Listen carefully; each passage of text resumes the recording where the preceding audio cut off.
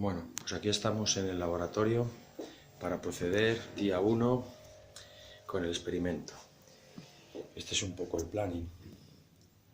El día 7, que es hoy, se comienza con el ruido 1, el 8 el ruido 2, el 9 el ruido 3, el 10 el ruido 4 y el 11 el ruido 5.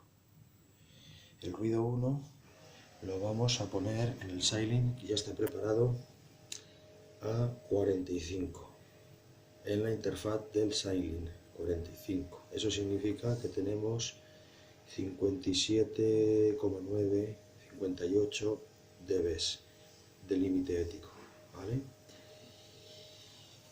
Y aquí tenemos la caja que va a tapar la jaula y quedaría aproximadamente pues de esta manera. De esta manera.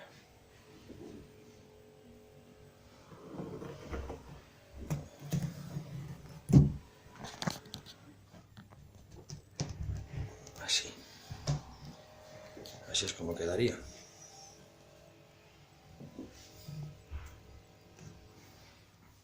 Y nada más.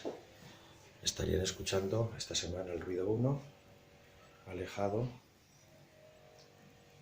de los ruidos exteriores que hay por aquí en el pasillo, los animales que están aquí al lado, etcétera, etcétera.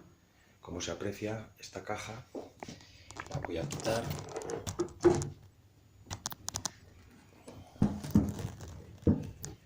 Pues tiene este material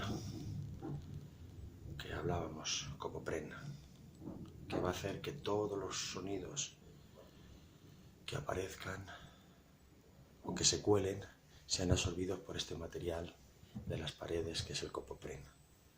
¿De acuerdo? Pues básicamente eso.